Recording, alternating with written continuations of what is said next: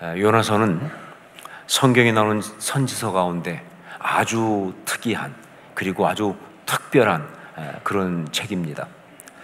우선 선지서라고 하는데 그 내용 자체가 다른 선지서들하고는 완전히 다릅니다. 선지서는요, 선지자가 하나님의 말씀을 받고 그것을 사람들에게 전해주는 그 말씀을 기록한 것이 바로 선지서입니다. 그러니까 선지서의 주된 내용은요, 하나님 말씀이죠. 하나님이 주신 예언의 그 말씀, 그걸 그대로 기록한 것이 바로 선지서입니다. 자, 그런데 요나서에는 그런 것이 하나도 나오지 않습니다.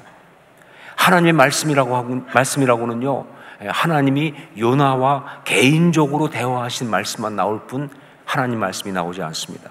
대신에 요나서의 내용은 뭐냐? 요나 선지자의 개인적인 이야기예요. 요나라고 하는 선지자가 하나님과 관계 속에서 겪었던 이야기, 이걸 기록한 것이 바로 요나서입니다. 자, 그런데 더 파격적인 것은요, 그 이야기에 나오고 있는 그 요나라고 하는 선지자의 그 모습이 더 파격적입니다. 선지자들은 어떤 사람이냐? 그들은 하나님 말씀 앞에 초인적으로 순종하는 사람들이 바로 선지자들입니다. 그냥 평범한 사람들이지만 그러나 그들 가운데 하나님의 영이 임하시고 그리고 하나님 말씀이 임하게 되면요, 그들은요 그 하나님 말씀을 전하기 위하여 인간의 한계를 넘어선 그런 순종을 하는 사람들이 바로 선지자들이에요. 그런데 요나서에 나오는 요나는 완전히 다릅니다. 선지자인데, 그런데 하나님 말씀이 임했는데 요나가 그것을 거부하는 거예요.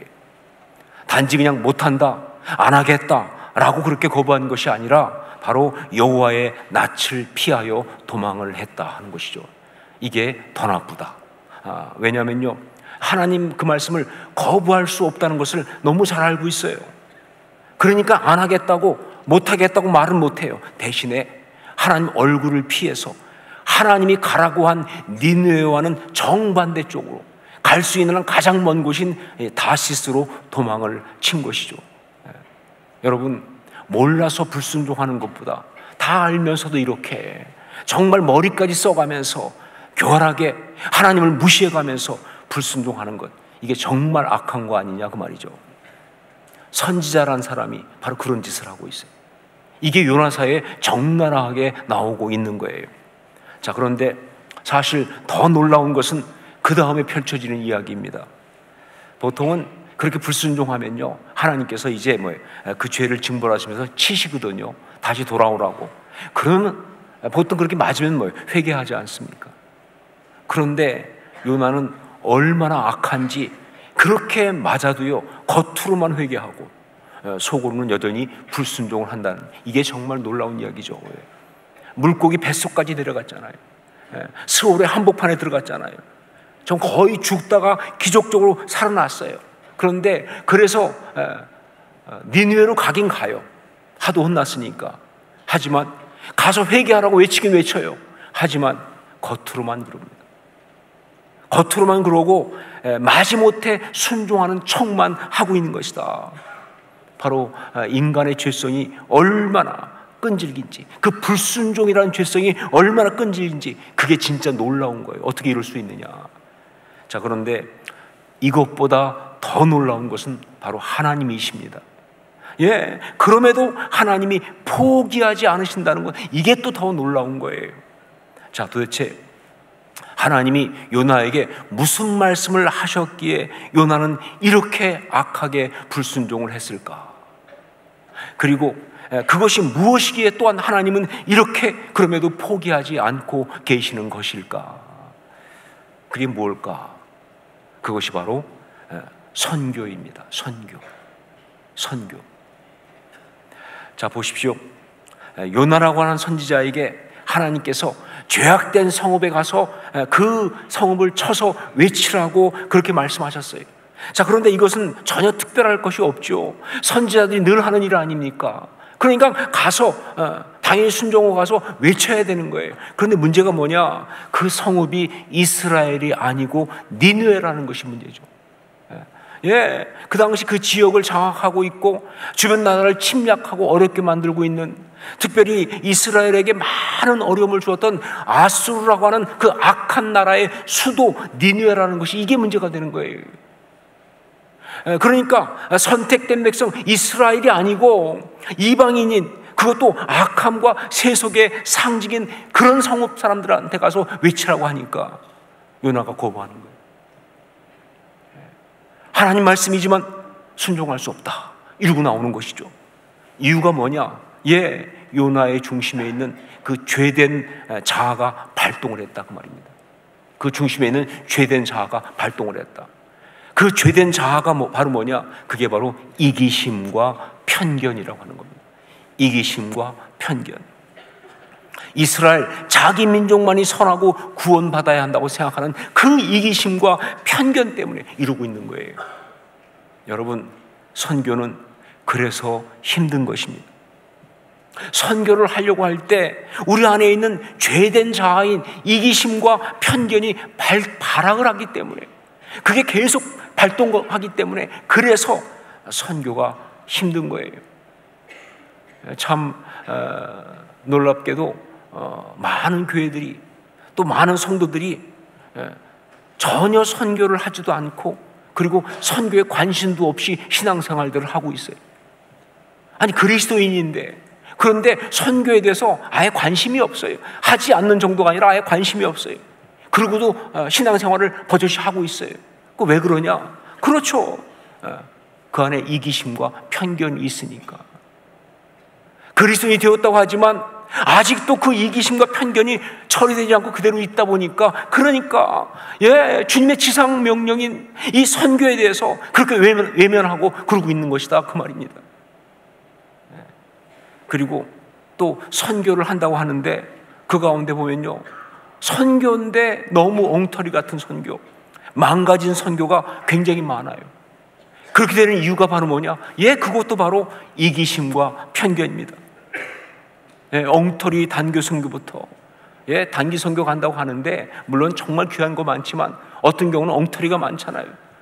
선교인지 관광인지 알 수가 없는, 선교인지 자기 자랑질인지 알 수가 없는, 오히려 그 선교사님을 더 힘들게 만드는 그런 식의 막 엉터리 단기 선교, 그런 것과 그 다음에 또 그것부터 시작해가지고 돈으로 간판만 다는 정치적 사업적 선교까지, 선교한다고 그러는데 가서 간판만 달아요. 어느 교회에서 개척한, 넣어서 보내는 어느 교단 것, 그러면서 그냥 어떤 그런 정치적인 어떤 사업적인 그런 것만 하는 것뿐이지 진짜 선교하지 않고, 그래서 오히려 뭐예요? 선교지를 피폐하게 만드는, 복음의 문을 막는 그런 엉터리 같은 망가진 선교. 그 이유가 뭐냐? 그렇죠, 이기심과 편견 때문에 그러는 거예요. 이기심과 편견 때문에. 그렇습니다. 그리스도인의 지상과제인 선교를 못하게 하는 것도, 그리고 그 귀중한 선교를 망가지게 하는 것도 바로 이기심과 편견이라고 하는 이 죄성이에요. 구약의 최초로 나오고 있는 선교의 이야기인 요나서에 바로 그 안타까운 이야기가 나오고 있어요. 그 이야기를 지금 해주고 있는 겁니다. 자, 그러므로 선교를 제대로 감당하기 위해서는요, 이기심과 편견을 무너뜨리고 그걸 이겨야, 그래야 할 수 있는 겁니다. 선교를 제대로 감당하려면 이기심과 편견을 무너뜨리고 이겨야 하는 것이다. 아니, 그런데 사실은 이게 선교만이 아니죠. 사역을 제대로 하려면요, 그렇습니다, 이기심과 편견을 무너뜨리고 이겨야 되는 거예요. 아니, 사역만이 아니죠. 신앙생활을 제대로 하려면요, 반드시 우리는요, 이기심과 편견을 무너뜨리고 이겨야 하는 거예요. 왜냐하면요, 이기심과 편견은 우리 신앙의 적이거든요. 사실은 우리 신앙을 가장 추하게 망가뜨리는 그런 주된 죄성이라고 볼 수가 있어요. 이기심과 편견. 자, 그러면 어떻게 이기심과 편견을 이기고 무너뜨릴 수 있을까? 어떻게 이기심과 편견을 무너뜨리고 이길 수 있을까? 그거는요, 십자가밖에 없습니다. 십자가. 그냥 제가 의례적으로 말하는 거 아니에요. 진짜 십자가밖에 없습니다. 십자가 신앙, 그것만이 우리의 죄된 자아를 처리할 수 있기에, 십자가 신앙, 그 능력만이 이기심과 편견을, 그 죄성을 무너뜨리고 이길 수가 있는 거예요. 예, 우리의 죄성은요, 십자가 말고는 처리할 데가 없어요. 그러니까 이기심과 편견, 그 죄성은 십자가 신앙으로만 이길 수가 있는 거예요. 그래서 여러분, 선교는 십자가 신앙, 그 능력으로만 할 수 있는 것입니다. 십자가의 대속의 은혜를 경험하지 못한 사람은요, 바른 선교를 절대로 할 수가 없습니다. 십자가의 대속의 은혜를 경험하지 못한 사람은요, 설교를 제대로 감당할 수 없다, 그 말이에요. 이건 분명한 이야기죠. 자, 그런데 오늘 말씀 요나의 이야기에서는요, 그 십자가 신앙을 다른 식으로 표현하고 있어요. 정확하게 말하면 십자가 신앙이 무엇인지, 그것이 어떻게 이기심과 편견을 이길 수 있는지, 이것을 아주 구체적으로 그렇게 이야기를 해주고 있는 것이죠. 자, 어떤 식으로 말하고 있는가, 그것을 함께 보겠습니다. 성경에 나오는 가장 감동적이고 울림이 있는 그런 이야기입니다. 요나는 하나님 말씀, 그 선교의 명령을 거부하고 다시스로 도망을 쳤죠. 그런데 하나님이 개입하셔서 풍랑을 만납니다. 그래서 결국 바다에 던져지고, 그래가지고 물고기 뱃속, 스올의 뱃속에 들어가서 정말 거의 죽다가 살아나게 된 다음, 이제 하나님 말씀대로 어쩔 수 없이 니느웨로 가서 외칩니다. 그런데 말씀드린 대로 이건 뭐예요? 온전한 순종이 아니었죠. 겉으로만 순종하고 속으로는 거부하는, 그야말로 면피하는 가장 나쁜 불순종이었어요. 여러분, 우리가 신앙생활하면서 절대로 해서 안 되는 것이 면피예요. 어떤 사람은 기도를 면피로 하는 사람이 있어요. 그래도 기도했다는 말은 해야 되니까. 그걸 어떻게 기도입니까? 예배를 면피로 드리는 사람이 있어요. 예배 드렸단 말 하려고. 사역을 면피로 하는 사람이 있어요. 선교도 면피로 하는 사람이 있어요. 아니, 그건 절대 신앙이 아니죠. 그건 불순종이죠. 아주 악한 불순종이죠. 면피로 그렇게 하는 것이죠. 책임을 면하기 위해서. 자, 그런데 놀랍게도 니느웨 사람들이 그 엉터리 같은 메시지를 듣고도 회개하기 시작한 겁니다. 전 참 이 부분에서 정말 놀라워요. 정말 시쳇말로, 아니, 그 개떡 같은 메시지를 듣고 어떻게 이렇게 찰떡같이 믿었을까? 이게 정말 이해가 안 되는 거예요. 그런데 사실 놀랄 것도 아닌 것은요, 그렇죠, 이미 하나님이 요나에게 니느웨로 가서 외치라고 말씀하실 때부터 이미 하나님은 니느웨를 구원하시기로 작정하신 것이죠. 그러지 않고 보내시겠습니까? 이것을 요나도 알고 있었어요. 그래서 그렇게 기분 나빴던 거예요. 힘들어 도망을 쳤던 거예요. 자, 그러다 보니까 그때 상황에서 정말 그 외침을 듣고 사람들이 회개하기 시작하니까 얼마나 아름답습니까? 여러분, 회개는 아름답습니다. 그리고 하나님이 기뻐하시잖아요, 그렇죠? 그래서 하나님은 기뻐하시고 사람들은 행복하고 다 그런 상황인데, 그 상황에서 누구만 기분이 나쁘다? 요나만 기분이 나쁜 거예요. 왜? 자기가 생각하던 그런 생각대로 안 됐으니까. 니느웨가 회개하고 구원받은 것이 정말 기분이 나빴던 거예요. 우리 1절 2절 말씀을 함께 읽겠습니다. 1절 2절 같이 읽습니다. 요나가 매우 싫어하고 성내며 여호와께 기도하여 이르되, 여호와여, 내가 고국에 있을 때에 이러하겠다고 말씀하지 아니하였나이까? 그러므로 내가 빨리 다시스로 도망하여 싸우니 주께서는 은혜로우시며 자비로우시며 노하기를 더디하시며 인애가 크시사 뜻을 돌이켜 재앙을 내리지 아니하시는 하나님이신 줄을 내가 알았음이니이다. 도대체 왜 이럴까요, 이 사람? 아니, 죄악으로 멸망할 니느웨가 자신이 외친 그 외침을 듣고서 회개하고 구원을 받았다고 한다면요, 누구보다 가장 먼저 자기가 좋아해야 되는 거 아니에요?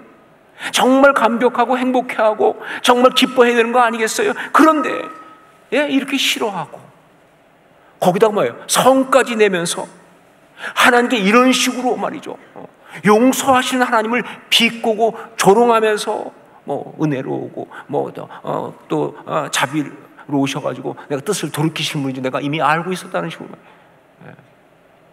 이런 식으로 기도한다는 것이 이게 말이 되냐, 그 말이에요. 이런 거 갖다 뭐라고 그래? 한마디로 말하면요, 간이 배 밖에 나왔다 이러는 거예요. 죽으려면 무슨 짓을 못해? 아니, 하나님 앞에 이런 짓을 해도 괜찮은 거예요. 왜 이럴까요? 선지자가. 아니, 선지자라는 사람이 왜 이러고 있습니까? 그 이유가 뭐예요? 그렇죠, 이기심과 편견 때문에. 이게 그렇게 무서운 거예요. 이기심과 편견 때문에 그 죄성이 여전하니까 선지자라고 하는 요나가 이런 식으로 막 나가고 있는 거예요. 우리 3절 4절을 함께 읽겠습니다. 3절 4절 같이 읽습니다. 여호와여, 원하건대 이제 내 생명을 거두어 가소서. 사는 것보다 죽는 것이 내게 나음이니이다 하니 여호와께서 이르시되 내가 성내는 것이 옳으냐 하시니라. 요나 정말 한 성격 합니다. 여기서 이런 생각이 드네요. 혹시 요나의 본적지가 부산이 아니었을까? 이기심과 편견이 얼마나 무서운 죄성인지. 요나는요, 자기 화를 이기지 못하고 죽겠다고 난리를 치는 거예요. 하나님께서 내가 성내는 것이 옳으냐라고 하시면서 그렇게 차분하게 설득을 하심에도 불구하고 막무가내입니다. 제가 볼 때는요, 이 내가 성내는 것이 옳으냐라고 말씀하시는 그 4절 말씀 다음에 이런 내용이 생략되어 있는 것 같아요. 뭐라고, 어떤 내용이냐면요, 내가 성내는 것이 옳으냐, 이 한 4절 다음에 당연히 옳지요. 이게 말이 됩니까? 하나님 똑바로 하세요. 두고 보겠습니다. 그리고 요나는 문을 쾅 닫고 밖으로 나갔다. 이게 빠진 것 같아요. 이게 들어가야 됩니다.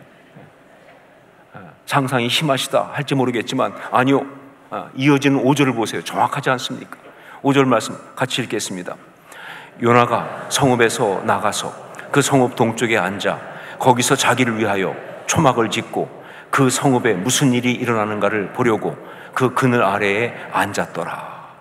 요나는 하나님께 그렇게 무례하게 행동을 하고는요, 성 밖으로 나가서 초막을 짓고 거기 앉아서 자기 말대로 니느웨가 망하는지 아닌지를 지켜보고 앉아있다는 거예요. 이기심과 편견에 똘똘 뭉친 사람이 보여주는 아주 못난 행동 아닙니까? 악한 행동 아닙니까? 이러고 있는 거예요. 이게 이기심과 편견이에요. 자, 그런데 여기서부터 이런 요나를 변화시키는 하나님의 역사, 그 프로젝트가 시작됩니다. 그러면서 구약에 나오는 선교의 이야기인 요나서의 핵심 메시지가 이제 나오기 시작합니다. 하나님이 박넝쿨을 준비하셨어요. 그래가지고 그 요나의 초막 앞에 자라게 해서 요나로 하여금 그 앞에 앉았더니 그 머리에 그늘이 지게 만든 거예요. 얼마나 좋았겠습니까? 그 더운 나라에서 박넝쿨이 그늘을 딱 져주니까, 야, 이게 어서 여기서 박넝쿨이 나와가지고 그늘까지 있냐? 너무 좋다, 너무 행복하다. 더구나 요나는 지금 뭐예요? 열을 잘 받는 성격 아닙니까? 더 덥겠죠, 그렇죠? 그러니까 그늘이 더 시원하고 고맙지 않았겠어요? 자, 그렇게 딱 한 다음에 하나님은 그 다음 새벽에 벌레를 보내가지고 그 박넝쿨을 갉아먹어서 시들게 만들었어요. 그리고는 해가 뜰 무렵에 동풍을 보냈어요. 아주 뜨겁고 아주 이 건조한 바람, 동풍을 보낸 거예요.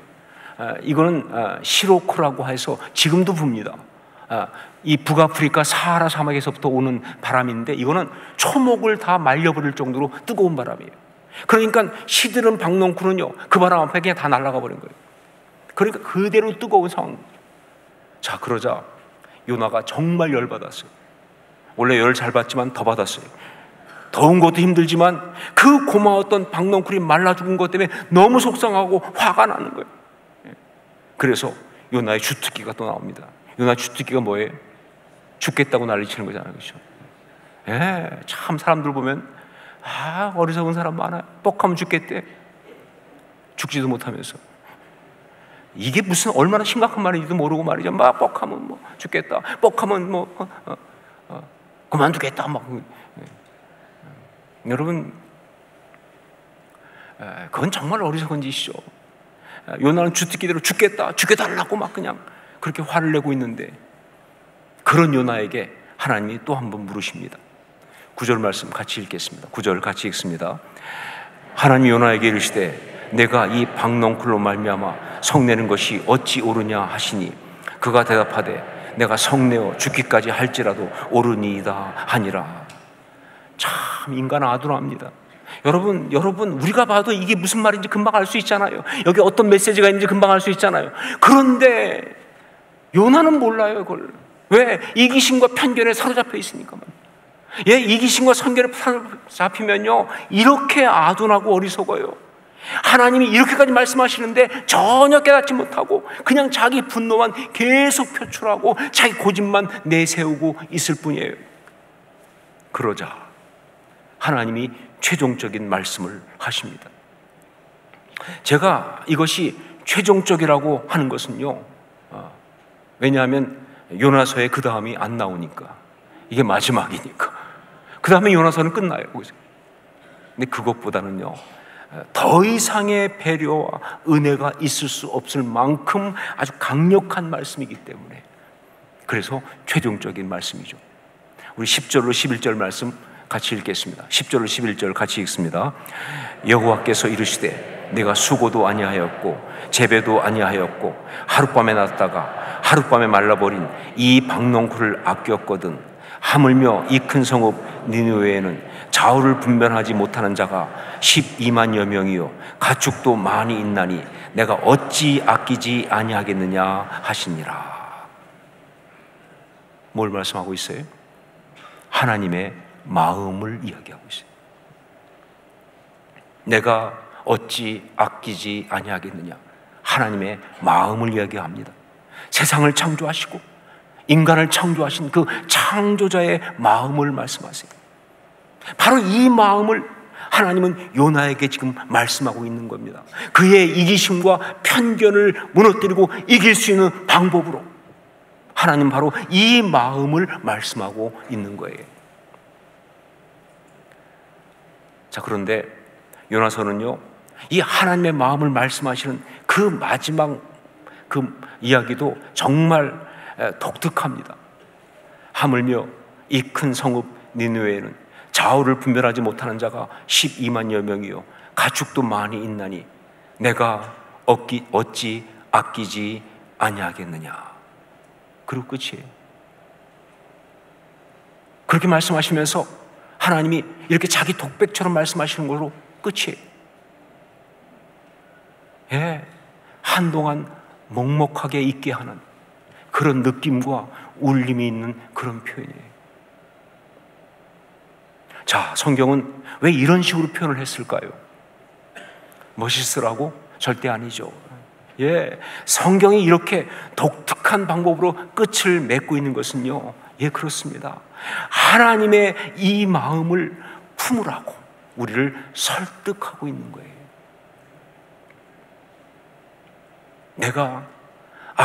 내가 어찌 아끼지 아니하겠느냐. 이렇게 끝나는 것은요, 하나님의 이 마음을 품으라고 우리를 설득하고 있는 거예요. 나의 이 마음을 너도 품어줄 수 없겠느냐 라고 말씀하시면서 그렇게 요청하고 계시는 것이다.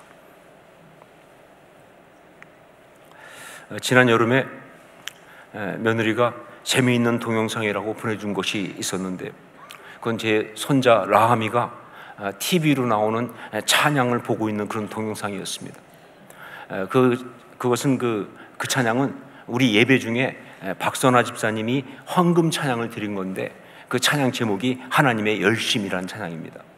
그런데 두 돌 조금 지난 아이가 다른 것도 아니라 어른 예배시랑 그것도 찬양을 열심히 보니까, 그러니까 그것이 신기하고 뿌듯해서 그래서 그 동영상을 보낸 것도 있지만, 사실 진짜 이유는 뭐냐, 그 찬양 가운데 이런 가사가 나와요. 조금 더딘 듯 해도 믿어줄 수 있니? 라는 게 있어요. 조금 더딘 듯 해도 믿어줄 수 있니? 라는 부분이 나오는데, 그 부분만 나오면 라하미가 주스는 냉장고에 있는데 이렇게 하는 거예요. 그것만 나오면 주스는 냉장고에 있는데 이렇게 말하는 것. 그것 때문에 보낸 거예요. 그러니까 아마 그를 모르는 라하미 귀에는요, 믿어줄 수 있니가 주스 있니로 들리는 거예요. 그래서 그렇게 말한 거겠죠. 그 동영상을 보여드리고 싶지만 그러려면 돈을 내야 하기 때문에 그래서 좀 참겠습니다. 저는 그 동영상을 보면서 몇 번이고 사실은 무한반복으로 보면서 문득 믿어줄 수 있니라는 표현이 너무 감동적으로 다가왔어요. 이건 믿어라, 믿어야 한다 보다 훨씬 강력한 말씀이라는 것을 그런 마음이 오면서 그게 맞다라는 생각을 했습니다. 그렇죠. 믿음은 강요한다고 생기는 것이 아닙니다. 믿음은 강요한다고 생기는 것이 아니죠. 믿음은 자기 스스로 자기 생각과 고집을 내려놓고 주님의 말씀을 받아들이면서 생기는 것이니까. 그러니까 설득이 맞습니다. 믿음은 설득하는 거예요. 믿어줄 수 있니? 이렇게 말씀하시는 것이 맞다는 거죠. 하나님의 마음도 마찬가지입니다. 하나님의 마음은요, 강요하거나 명령한다고 품을 수 있는 것이 아니에요. 하나님의 마음은요, 하나님의 그 사랑에 감동하면서 하나님의 그 십자가의 대속의 은혜에 감격하면서 하나님을 사랑하기에 하나님의 그 마음을 내가 스스로 품는 것, 그게 하나님의 마음입니다. 하나님을 사랑하기에 하나님의 그 마음을 내가 스스로 품는 것, 이게 바로 하나님의 마음이에요. 그리고 놀라운 게 뭔지 아세요? 그 과정에서 자연스럽게 어떤 일이 일어나느냐? 나의 이기심과 나의 편견이 무너진다 하는 거죠. 그래서 십자가 역사입니다. 그래서 이거 십자가 역사가 되는 거예요. 선교는 하나님의 마음을 품을 때만 할 수 있습니다. 그래서 선교는 우리에게 주신 가장 감동적인 축복입니다. 우리의 신앙을 아름답게 하고 우리의 삶을 가치 있게 하는 그런 최고의 축복이에요. 아까 말씀드렸죠. 우리가 살아가면서 열심히 하는 것 가운데 어떤 것들은요, 생존하기 위해서 열심히 하는 것, 물론 귀합니다. 하지만 그건 아무리 열심히 해도 남는 게 없어요. 그러나 가치를 만들고 의미를 만들고 그런 일에 한 것들은 그대로 남습니다. 그건 그대로 남는 거예요. 선교는 바로 그런 것이다. 그래서 정말 이것은 우리에게 주신 가장 감동적인 축복인 것이에요. 2024년 선교 헌신주일에 나의 이 마음을 내가 품어줄 수 있겠니? 하나님은 우리한테 그렇게 물으시는 겁니다. 오늘은 하나님이 이렇게 물으신 거예요. 나의 이 마음을 내가 품어줄 수 있겠니? 선교지를 보여주시면서 수많은 사람들을 보여주시면서 나의 이 마음을 내가 품어줄 수 있겠니? 이렇게 지금 우리한테 묻고 계시는 겁니다. 기도하겠습니다.